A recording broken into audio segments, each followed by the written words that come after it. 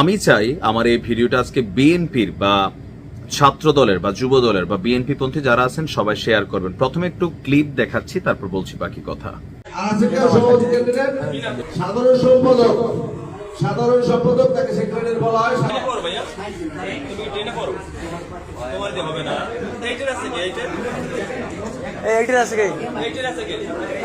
সভাপতি ক্যান্ডিডেট আর কেউ আছে?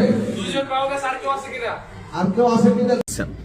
অনেকে বুঝতে পারছেন, অনেকে বুঝতে পারেন না। টাইটেল দেখে তো বুঝে গেছেন যে একটা হাই স্কুলে ছাত্র দলের কমিটি গঠন করা হচ্ছে।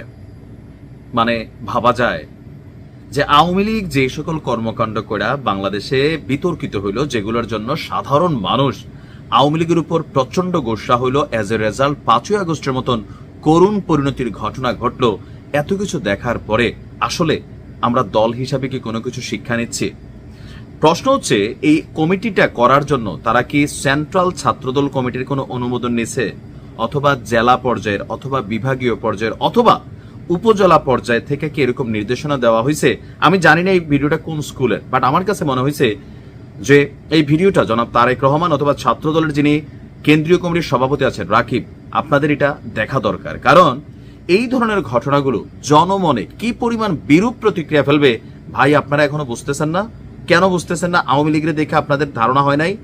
শিশু লীগ নাম হয়েছিল, খেয়াল আছে যে এরকম বিভিন্ন জায়গায় আওয়ামী লীগ ক্ষমতায় থাকাকালীন আমরা দেখছি কমিটি গঠন করার জন্য একটা মাঝখান দিয়ে অ্যাক্টিভিটিস দেখলাম যে স্কুল পর্যায়ে। কিন্তু এই ছাত্র রাজনীতির নোংরামি যদি স্কুল লেভেলে পড়ে, তাহলে আপনি বুঝতে পারতেছেন একটা ছেলের অঙ্কুরে কতটা নষ্ট করে দেওয়া হয়। যেইখানে ছাত্র রাজনীতি আছে বাংলাদেশের প্রেক্ষাপটে, কল্যাণজনক ছাত্র রাজনীতি আমাদের কোন জায়গাগুলোতে আছে আপনি একটু বোঝান। আমি নর্মালি জিজ্ঞেস করতেছি। তো এখন সেই জায়গাতে আপনি যদি বলেন যে এই ধরনের দৃশ্যপট বা এই ধরনের ঘটনা কোনোভাবে মানানসই, তাহলে আপনারা ভাই আগামী দিনে নিজের পায়ে নিজে কুড়াল মারতেছেন। আমি ছাত্র দলের কাছে, জনাব তারেক রহমানের কাছে বা দলটির যারা ঊর্ধ্বতন আছেন বা যারা সচেতন কর্মী আছেন, তাদের দৃষ্টিভঙ্গি আকর্ষণ করে একটা কথাই বলতে চাই, অতিরঞ্জিত কোনো কিছু ভালো না।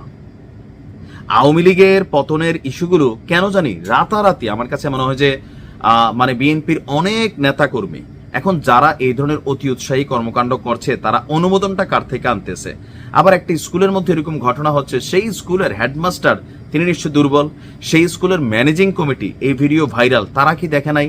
নাকি তারাও সবাই নিয়ে চাইতেছে যে স্কুলের মধ্যে এই ধরনের একটা কমিটি করে দিলে তাদের নাম ডাক শৌর্য বীর্য চারদিকে ছড়িয়ে পড়বে? এতটুকু সেন্স, এতটুকু হিউম্যানিটি, এতটুকু কি বলা হয় যে পলিটিক্যাল সেন্স আপনাদের থাকা উচিত আমার কাছে।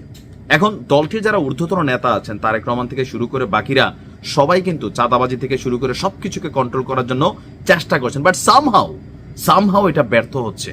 আর এগুলোর দায়ভার দল হিসাবে কিন্তু বিএনপিকে নিতে হবে নির্বাচনের আগে। জরিপ দেখতেছেন না, একবারে কিন্তু ফালাইন না জরিপনা এগুলো যা হচ্ছে।